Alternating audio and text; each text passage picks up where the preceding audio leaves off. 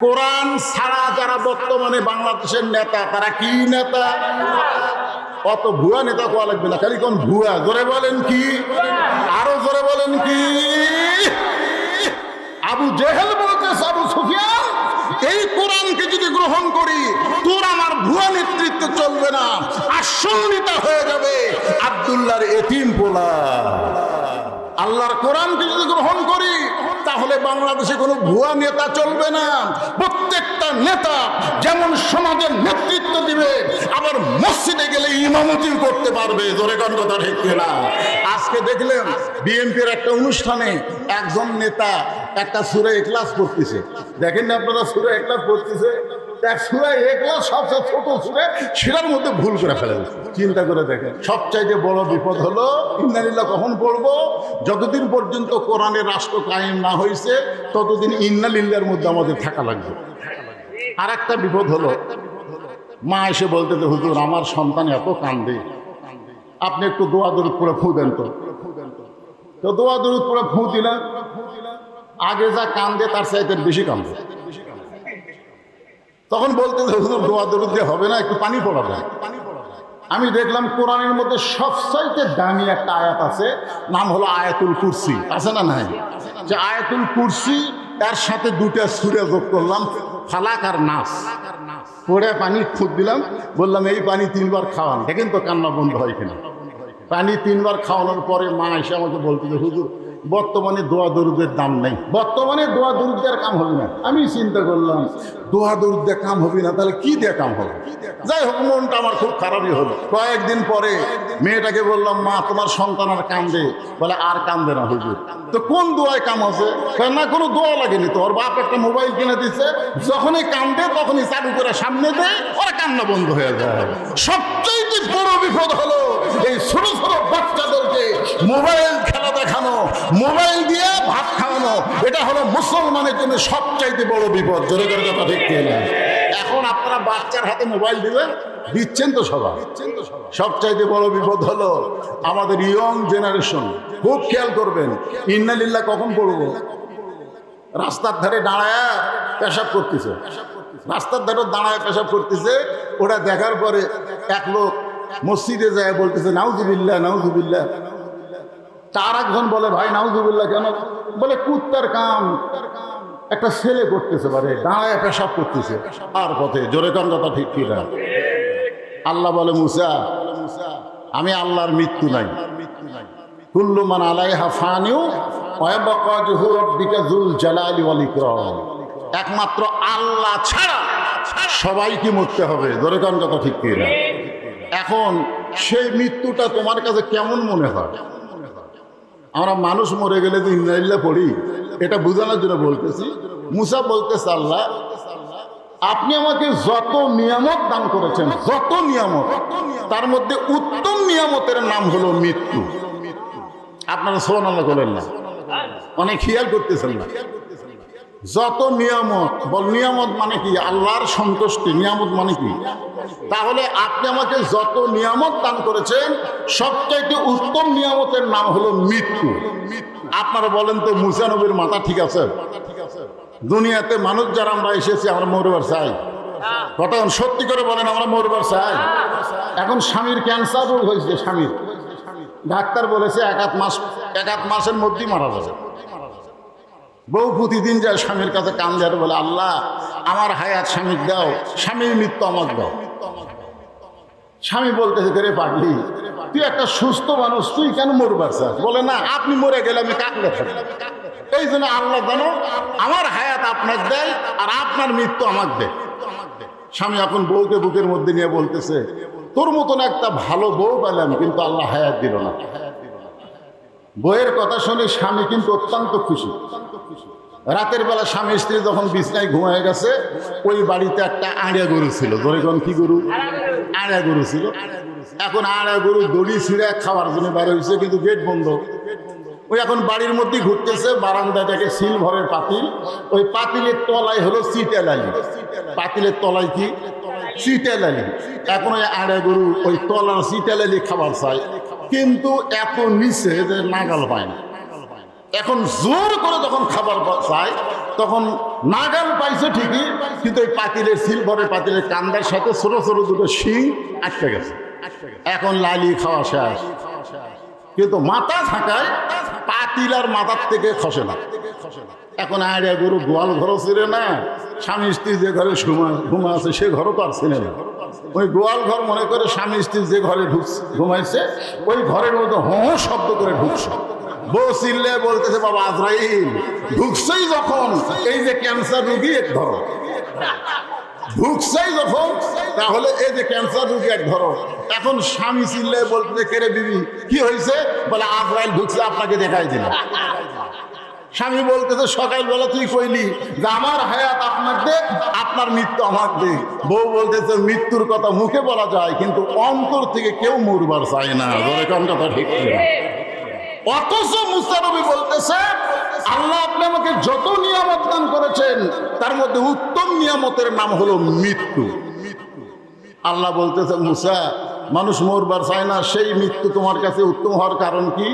মুসা বলতেছে, আল্লাহ তিনটা কারণ। ধরে বলেন কয় কারণ? এক নম্বর কারণ হলো না মরলে জান্নাতে যাওয়া যাবে না।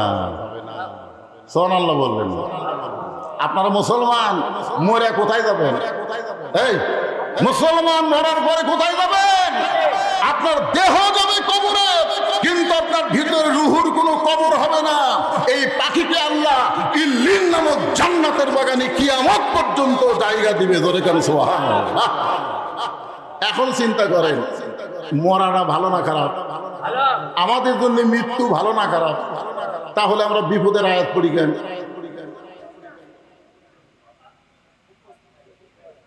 না না না, এই যে মরে আমরা যাচ্ছি কোথায়? আমাদের কাছে দুনিয়া ভালো না আখিরাত ভালো? আল্লাহ কোরআনে বলতেছেন, বাল তুসিরুনাল হায়াতাদ দুনিয়া ওয়াল আখিরাতু খায়রুন ওয়া আবকা। তোমাদের জন্য সুন্দর করে আখিরাতকে আমি আল্লাহ তাআলা সাজায় রাখছি। তুচ্ছ দুনিয়ার মোহে তোমরা মোহে হয় না। তিনতলা চারতলা বাড়ি বানায়া তুমি বারবার ঘাড় কাট করে দেখতেছো, এরকম করে দেখতেছো। দেখে না? কি দেখতেছেন ভাই? প্রায় 5 তলার ভিড় দিছি হুজুর, 3 তলা হচ্ছে, রড বার করে তুলছি হুজুর, আর 2টা তলা করে মরবার পারলেও শান্তি আছে। আপনারা বলেন তো, এই মানুষ না পাগল? যে 5 তলার ভিড় দিছি, 3 তলা হচ্ছে, আর 2টা তলা করে মরবার পারলেও শান্তি আছে। তুমি 5 তলা করে দুনিয়ার থেকে কবরে যাওয়া, তুমি শান্তি কেমনে বুঝলে? এই জন্যে খুব খেয়াল করবেন, আমরা মুসলমান হয়ে যদি মরতে চাই, আমাদের মৃত্যুটা কোনো কষ্টের কারণ হবে না, মৃত্যু হবে আমাদেরকে জান্নাতকে বরণ করা। ধরে কারণ কথা ঠিক কিনা? আল্লাহ বলে, মুসা মৃত্যুকে পছন্দ করার 2 নম্বর কারণ কি? মুসা বলতেছে, আল্লাহ মৃত্যুকে পছন্দ করা 2 নম্বর কারণ হলো আমার মৃত্যুটা কেবলমাত্র আপনার জন্য আমি অক্ষ করেছি। সোনালো বলেন, আচ্ছা মৃত্যুটা কার জন্যে? কথা কয় না, কার জন্যে? তাজুল ইসলাম নাম শুনছেন? একটা উকিলের নাম তাজুল ইসলাম। উনি এসে মীর কাসেম আলীকে বলতেছে, স্যার আজকে রাত 12টায় আপনার ফাঁসি হবে। আজকে রাত 12টায় আপনার ফাঁসি হবে। তো মীর কাসেম আলী বলতেছে, এখন কয়টা বাজে? তো বলতেছে, এখন তো 9:30 বাজে। বলতেছে, আলহামদুলিল্লাহ এখনো 2.5 ঘন্টা আছে। আপনারা বলেন তো, 2.5 ঘন্টা পর যার ফাঁসি হবে তার মুখত হাসি আসবে না চোখত পানি আসবে? কিন্তু সে হাসতে হাসতে বলতেছে, আলহামদুলিল্লাহ এখনো 2.5 ঘন্টা আছে। তাহলে উকিল, একটা কাম করো, আমি 2 ঘন্টা ঘুম পাড়ি, আমি 2 ঘন্টা ঘুম পাড়ি, যদি ঘুম থেকে সে এত না পাই তুমি আমার ডাক দিও। কি বলতেছে? একটু মনোযোগ দিয়ে শোনেন, এটা 1400 বছর আগেকার কাহিনী না, এই বর্তমান হালামলের হাসিনার সময়ের কথা বলতেছে। মীর কাসেম আলী বলতেছে, তাহলে খামাকা চেতন থেকে লাভ কি? 2 ঘন্টা ঘুম পাড়ি, যদি চেতন না পাই তুমি আমার ডাক দিও। উকিল মনে মনে চিন্তা করতেছে, ফাঁসির চিন্তায় লোকটা পাগল হয়ে গেছে। লোকটা কি হয়ে গেছে? পাগল হয়ে গেছে। মন খারাপ করে ফাঁসির কন্ডম সেল থেকে বার হয়ে গেছে। যখন রাত 11:30 বাজছে, তখন ওই ফাঁসির কন্ডম সেলে ঢুকে দেখে মীর কাসেম আলী নাক দেখা ঘুম পাড়তেছে। উকিল তার দিকে তাকায় চিন্তা করে, 8 ঘন্টা পর যে লোকটার ফাঁসি হবে সেই লোকটা এখনো এইভাবে ঘুম পাড়তেছে। পাওটা যেই মাত্র ঝাঁকাইছে, ঘুম থেকে চেতন পায়ে বলতে, উকিল ভাই সময় কি হয়ে গেছে? কয় না স্যার, এখনো 8 ঘন্টা বাকি আছে। কয় আলহামদুলিল্লাহ, এখনো 8 ঘন্টা বাকি আছে। কি বলতেছে? আলহামদুলিল্লাহ। ইন্নালিল্লাহ কইছে। আল্লাহর শুকর আদায় করে ওযু করে 2 রাকাত নামাজ আদায় করে সূরা মুলক আর সূরা মুজাম্মিল তেলাওয়াত করে ফাঁসির কন্ডম ছেড়ে সবচাইতে ভালো যে পাঞ্জাবি, সেই পাঞ্জাবিটা পরে চিরুনি দিয়ে মাথার চুল হাসড়ায়া উকিলকে বলতেছে, দেখো তো আমাকে কেমন লাগতেছে। উকিল কান দেয়ার বলে, স্যার আর কিছু সময় পরে আপনার ফাঁসি হবে, আর আপনি সুন্দর কাপড় দাওয়াত দিয়া মাথার চুল হাসড়ায় আপনি কি শ্বশুর বাড়ি যাবেন? আপনার কেমন লাগতেছে এই কথা জিজ্ঞেস করতেছেন। মীর কাসেম আলী বলতেছে, উকিল ফাঁসি হবে আমার, আর তুমি কেন কাঁদতেছো? আমি তো কাঁদবি না, কারণ যারা পরিচিত মুসলমান হবে তারা যদি তৈরি হয়ে মৃত্যুর দিকে যাইতে পারে, মীর কাসেম আলী জানে আমার মৃত্যু মৃত্যু না, আমার মৃত্যু হলো আল্লাহর জন্য নিজের জীবনকে ওয়াকফ করা। ধরে কোন কথা ঠিক কিনা? আল্লাহর জন্য নিজের জীবনকে যারা ওয়াকফ করে দিবে তাদের মৃত্যু মৃত্যু না। আল্লাহ বলেছেন, ওয়ালা তাকুলু লিমান ইউকতালু ফি সাবিলিল্লাহি আমওয়াতুন বাল আহইয়া ওয়ালাকিন লা তাশউরুন। আল্লাহর রাস্তায় অন্যায়ভাবে যাদেরকে হত্যা করা হয় তাদেরকে তোমরা মৃত্যু বলো না, আমি আল্লাহই বলতেছি তারা চির অমর। জোরে করে সুবহানাল্লাহ। চির অমর বোঝেন? আমার গ্রামের এক ছেলে হয়েছে, আমার কয় হুজুর নাম রাখবো। তো আমি কইলাম নাম রাখবো আবু সাইদ। খুশি হয়ে গেছে। হুজুর আবু সাইদের কথা মনেই নাই। আবু সাইদ কে আপনারা জানেন না? রংপুরের যে আবু সাইদ জীবন দিল, সেই আবু সাইদের নামে আমার গ্রামের একটা ছেলের নাম আবু সাইদ। তাহলে একটা আবু সাইদ মরিছে। বাংলাদেশে এই বছর অনেক ছেলের নাম আবু সাইদ কিন্তু রাখছে। জোরে কোন কথা ঠিক কিনা? আমার পাড়াপড়শি এক খালা, তার একটা মেয়ের বাচ্চা কাচ্চা হয় না, কয় তদবির করে একটা মেয়ে হয়েছে। আমার মোবাইল করে বলতেছে, বাবা তুমি আলেম মানুষ, বহু বছর পরে একটা নাতনি হয়েছে, একটা ভালো নাম তুমি রাখো। তো আমি বললাম, খালা অত চিন্তা করার কি দরকার, হাসিনা রাখেন। যেই খুশি হাসিনা। খালা 30 সেকেন্ড কোনো কথা কয় না, খালি গো গো গো করতেছে। আমি বললাম, খালা কিছু বলেন, তুই আলেম না জালেম রে? তোর কাছে একটা ভালো নাম শুনবার চাইলাম, আর তুই একটা খুনি হাসিনার নাম বলিস। তার মানে বোঝা গেল আবু সাইদের মতো মানুষ মরে নাই, তারা জীবন দিয়ে শহীদ হয়ে গেছে, আর হাসিনা বেঁচে থাকাই পচে গেছে। তোরে কোন কথা ঠিক না? মুসা নবী বলতেছে, আল্লাহ মৃত্যুকে পছন্দ করার 2 নম্বর কারণ হলো আমার জীবনটা আমি আপনাকে ওয়াকফ করে দিয়ে দিলাম। আজকে আপনারা যারা এখানে বসে আছেন, মরা তো লাগবেই। জোরে কোন কথা ঠিক কিনা? যতই চেষ্টা করেন বাঁচতে পারবেন না। তাহলে সবাইকে বলতে পারি যে আমাদের জীবনটা আমরা আল্লাহকে ওয়াকফ করে দিলাম। কারা কারা নিজের জীবন আল্লাহকে ওয়াকফ করাতে রাজি? 2 হাত তুলে আমার আল্লাহকে দেখান। লিল্লাহি তাকবীর। আল্লাহ সবার হাতকে কবুল করেন। জোরে কোন আমিন। আল্লাহ বলে, মুসা মৃত্যুকে পছন্দ করার 3 নম্বর কারণ কি? মুসা বলতেছে, আল্লাহ মৃত্যুকে পছন্দ করার 3 নম্বর কারণ হলো, এই 3 নম্বর কারণ বলার আগে আমি একটা গান গাই। দেখেন তো আপনারা বুঝবার পারেন কিনা। এই যুবকদের বলতেছি, আর যুবকেরা এই গান তো অনেক আগেকার গান। চলতে পথে 2 দিন থামিলাম, যাবার কালে একজন আরো দেখা না পাইলাম। এই গান আপনারা শুনছেন? চলতে পথে কয়দিন? এর এই 2 দিন করতে কি শরম লাগতেছে? আখেরাতের তুলনায় দুনিয়ার জীবন কয়দিন? চলতে পথে মানে যাওয়া আসার পথে। এসেছি রুহের জগৎ থেকে, যাব আমরা কবরের জগতে। ধরে গান কথা ঠিক কিনা? কিন্তু মাঝখানে আমরা কয়দিন? চলতে পথে 2 দিন থামিলাম, যাবার কালে একজন আরো দেখা না পাইলাম। এইটা 5ই আগস্টে, গত বছর 5ই আগস্টে হাসিনা যখন পলাচ্ছিল, আপনারা জানেন হাসিনার সাথে আর একটা বোন ছিল, শেখ রেহানা। হাসিনা আর শেখ রেহানা যখন বিমানের দিকে যাচ্ছে, তখন হাসিনা কিন্তু খালি চারিদিকে তাকাচ্ছে, আর শেখ রেহানা খালি নিচের দিকে চাকা হাঁটতেছে, মাটির দিকে চাকা হাঁটতেছে, আর হাসিনা খালি চারিদিকে ভাবে তাকায়। হাসিনা মনে মনে বলতেছে, চলতে পথে 2 দিন থামিলাম, যাবার কালে এক সংসারও দেখা না পাইলাম। একটা সংসার না। আজকে যারা বলতেছে তারেক জিয়া যেখানে, আমরা আছি সেখানে, তারেক জিয়া জেলখানায়, এক সংসারও মিছিল নেই। জোরে কোন কথা ঠিক না ভাই? না, একটু চিন্তা করতে হবে। এই দুনিয়া থাকার জায়গা নয়, দুনিয়া থেকে আমাদেরকে যাওয়া লাগবে। জোরে কোন কথা ঠিক না?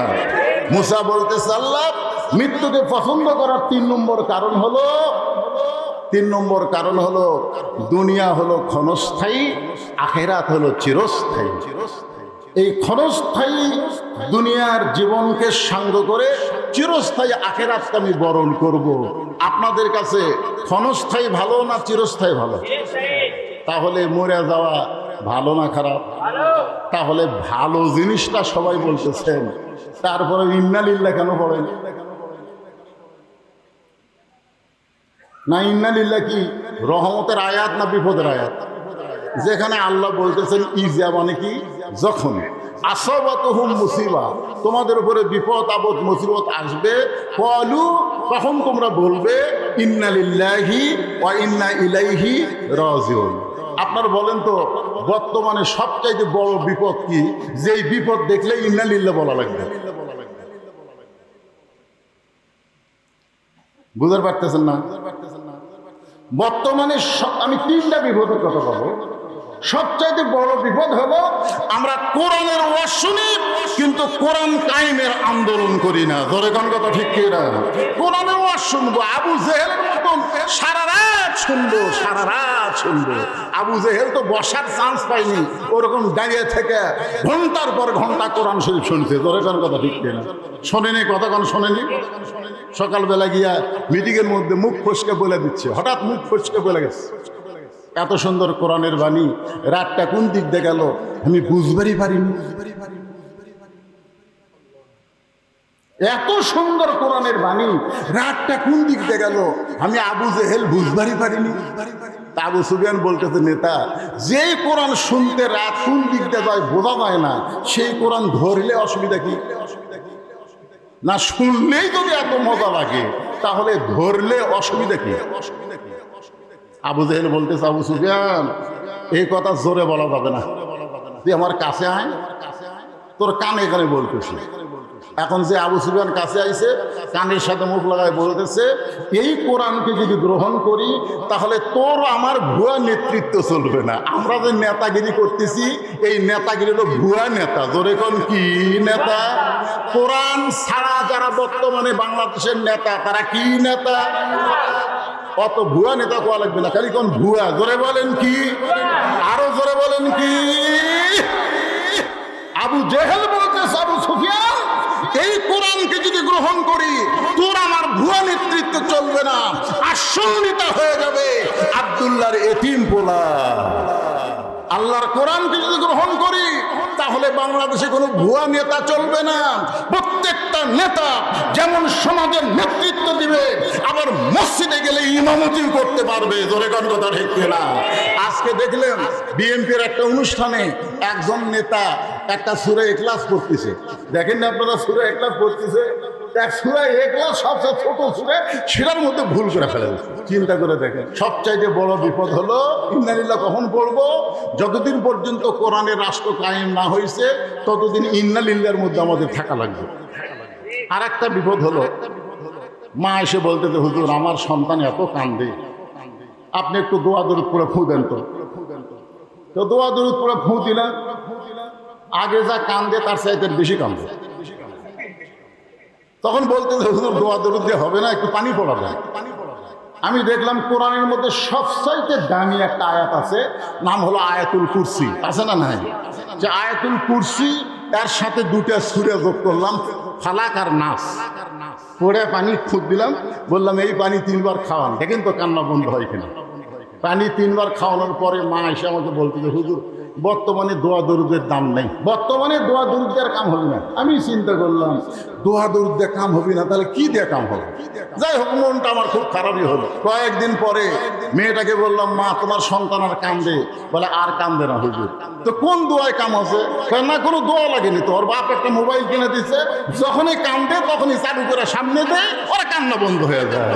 সবচেয়ে বড় বিপদ হলো এই ছোট ছোট বাচ্চাদেরকে মোবাইল খেলা দেখানো, মোবাইল দিয়ে ভাত খাওয়ানো। এটা হলো মুসলমানের জন্য সবচাইতে বড় বিপদ। জোরে জোরে কথা ঠিক কিনা? এখন আপনারা বাচ্চার হাতে মোবাইল দিচ্ছেন তো সবাই। সবচাইতে বড় বিপদ হলো আমাদের ইয়ং জেনারেশন। খুব খেয়াল করবেন, ইন্নালিল্লাহ কখন পড়বো? রাস্তার ধারে দাঁড়ায় পেশাব করতেছে, রাস্তার ধারে দাঁড়ায় পেশাব করতেছে। ওটা দেখার পরে এক লোক মসজিদে যায় বলতেছে নাউজুবিল্লাহ নাউজুবিল্লাহ। তার একজন বলে ভাই নাউজুবিল্লাহ কেন? বলে কুত্তার কাম একটা ছেলে করতেছে, পারে দাঁড়ায় পেশাব করতেছে। আর একজন শোনা কয় নাউজুবিল্লাহ। যে কয়েকজন শুনে সবাই মসজিদে নাউজুবিল্লাহ বলতেছে। আপনারা বলেন তো, ওই মসজিদের বারান্দায় যদি আমরা নাউজুবিল্লাহ 1000 জন বলি, ওই কি বসবি? তা যে দাঁড়ায় পেশাব করতেছে কি করা লাগবে? কি করা লাগবে চিন্তা করে দেখেন। দরকার হলো যেখানে দাঁড়ায় পেশাব করতেছে বিলে যেমন ইন্দুর ধরে, আস্তে আস্তে আস্তে আস্তে আপনার পিছনে যায় জোরে বলবেন নাউজুবিল্লাহ নাউজুবিল্লাহ। ওই এত জোরে সেন্ট আনবি চামড়া আটকে যাবি। জোরে কোন কথা ঠিক কিনা? সবচাইতে বড় বিপদ হলো যেখানে অন্যায় হচ্ছে সেখানে কোনো বাধা হচ্ছে না। জোরে কোন কথা ঠিক কিনা? এই যে দেখেন কয়েকদিন হলো যে খুনগুলা হচ্ছে, দিন দুপুরে খুন হচ্ছে। একে সিসি ক্যামেরার মধ্যে খুনগুলো আমরা দেখতেছি, যে হাজার হাজার মানুষের মধ্যে একটা মানুষের গলা কাটতেছে, একটা মানুষকে পাথর দিয়ে মারতেছে, আর হাজার হাজার মানুষ চায়া চায়া দেখতেছে। জোরে কোন কথা ঠিক কিনা? কথা বলেন না কেন? সবচাইতে বড় বিপদ, এর চাইতে বড় বিপদ আর কি হবে? অন্যায় করে একজন আর 1000 জন তাকায় দেখে। সবাই চিন্তা করে আমি বাঁচলে বাপের নাম, ওর জন্য আমি মরবো কেন? আপনি যতই চেষ্টা করেন আপনি বাঁচবেন না, আপনাকে মরতেই হবে। সবচাইতে বড় বিপদ হলো অন্যায়কে বাধা না দেওয়া। জোরে কোন কথা ঠিক কিনা? সবচাইতে বড় বিপদ। এটা বলি শেষ, একটু খেয়াল করেন, বেশি লম্বা ওয়াজ করবো না, সেজন্য ওয়াজই ধরি নেই। মুয়াজ্জিন আজান দেয় ফজরের, কিন্তু আজানের সাথে কুত্তা চিল্লাই। জোরে কোন কি চিল্লাই? কুত্তা চিল্লাই। তো মুয়াজ্জিন এসে আমারে কয় হুজুর এই যে আমি আজান দেওয়া শুরু করি আর 4-5টা কুত্তাকে দৌড়ে আসে, আজানের আগে একটাও নাই। যে আজান মাইকে শুরু করি এই 4-5টা কুত্তা এসে করে। এই কুত্তার শব্দ মাইকের ভিতর দিয়া মানুষ শুনবার পায়। হুজুর আপনি কোন তো এই বিপদ থেকে বাঁচার উপায় কি? আপনাকে এলাকাতে এরকম হয় না? মুয়াজ্জিন আজান দেবার গেলে কুত্তা করে না? তা আমি এখন মুয়াজ্জিনকে বললাম, মুয়াজ্জিন সাহেব আপনি সত্যি করে বলেন তো আপনার ছেলে মেয়ে কয়জন? তো বলে হুজুর 2 মেয়ে বিয়ে দিছি, 3টা ছেলে বাড়িতে। আচ্ছা আপনি যে আজান দেন আপনার ছেলেরা কি মসজিদে আসে? না হুজুর এরা নামাজে পড়ে না। কি বলতেছে? মসজিদে আসা তো দূরের কথা, এরা নামাজই পড়ে না। আমি বললাম মুয়াজ্জিন আল্লাহ কোরআনে বলেছেন কু আনফুসাকুম ওয়া আহলিকুম নার, জাহান্নামের আগুন থেকে যদি বাঁচতে চাও তাহলে একলা বাঁচো না, তোমার আহাল পরিবার নিয়ে বাঁচতে হবে। জোরে কোন কথা ঠিক কি না? আজকে আমরা অনেকে একা একা বাঁচতে চাই, আমাদের আহাল পরিবার সমাজ এবং রাষ্ট্র বাঁচলো কি বাঁচলো না এই চিন্তা আমরা করি না। মসজিদ আল্লাহর ঘর, চলো আল্লাহর ঘরে গিয়ে আল্লাহর ইবাদত করি। সমাজ শয়তানকে দিব আর মসজিদ আল্লাহ। মসজিদের মধ্যে গেলে আওয়ামী লীগ বিএনপি জাতীয় পার্টি জামাত এক কাতার হয়ে নামাজ পড়বো, আর মসজিদ থেকে বের হয়ে এক একজন এক এক দল করবো। জোরে কোন কথা ঠিক কিনা? এটা কি রহমত না বিপদ? মসজিদের মধ্যে যান, যাই দেখেন তো আওয়ামী লীগ বিএনপি জাতীয় পার্টি জামাত তাবলিগ পীর মুরিদি খাড়া টুপি লম্বা টুপি বেটা টুপি, এলে এক একজন কি এক এক কাতার হয় না সবাই মিলে এক কাতার হয়? আপনি বলেন তো, আপনি ছোট টুপিওয়ালার কাছে যদি আপনাকে এলাকায় লম্বা টুপি আছে না নাই, ওই যদি মসজিদে যায় 2 হাত থাকে আপনি কি টানে কাছেলেন না? টানা কাছে লেন না ভাই, যে কি বলেন, কাতার ফাঁক করা যাবে না, ফাঁকের মধ্যে কে ঢুকবে? আচ্ছা, আওয়ামী লীগের বিএনপি দুইজন মিলে গোড়া সোজা করতেছে না, পায়ের গোড়া সোজা করতেছে না, এই যে কাতারের দাগ দেখ। এখন সবাই কাতার সোজা করে, হুজুরের মা অসুস্থ, হুজুর মাকে নিয়ে হাসপাতালে গেছে। এখন সামনে কে যাবে? সামনে এখন কে যাবে? কাতার তো সোজা হয়ে গেছে। এটা দেখতেছে জামাত ইসলামের এক হুজুর কাতারের মধ্যে আছে। এখন বলতে তো হুজুর, ও হুজুর আপনি সামনে যান, আপনি সামনে যান। তখন হুজুর বলতে তো না ভাই, আপনার দল ক্ষমতা আছে, আপনি যান।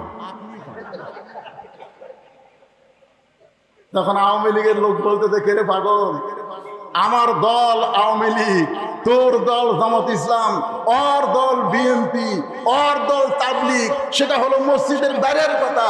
মসজিদের ভিতরে আমরা সব ভাই ভাই, এখানে কোনো দলাদলি নেই। যাই ইমামতি করতে পারবে সেই সামনে যাবে, হতে পারে সে জামাত ইসলাম। জোরে কোন কথা ঠিক কিনা? ফেরেশতারা কয় আল্লাহ, এটা রহমত না বিপদ? আল্লাহ বলতেছে এটা সবচাইতে বড় বিপদ, শুধু এই সামান্য জায়গার মধ্যে এরা এক কাতার, কিন্তু নামাজ শেষ করে যখন বার হবে তারা বহু দল হয়ে যাবে। আসলে ইমাম যে দল করবে, ইক্তেদাইতু বিহাদাল ইমাম বলার সঙ্গে সঙ্গে প্রত্যেকটা মুসল্লিকে সেই দল করা লাগবে। ধরে কোন কথা ঠিক না? আপনি ইমাম করবে আল্লাহর দল, আপনি মুসল্লি ইক্তেদা করবেন, আর বাইরে এসে শয়তানের দল করবেন। আপনি কিয়ামত পর্যন্ত হায়াত কায়ে নামাজ পড়লো একক তো নামাজ আল্লাহ কবুল করবে না। কারণ যে ইমামকে তুমি ইক্তেদা করো মসজিদে, এই ইমামকে ইক্তেদা করতে হবে সমাজে। ধরে কোন কথা ঠিক না? আল্লাহ এইগুলো বিপদ থেকে আমাদেরকে হেফাজত করুক। মানুষ মরা কোনো বিপদ না, বরং মরা মুসলমানের জন্য জান্নাত পাওয়ার কারণ। ধরে কোন ঠিক কিনা?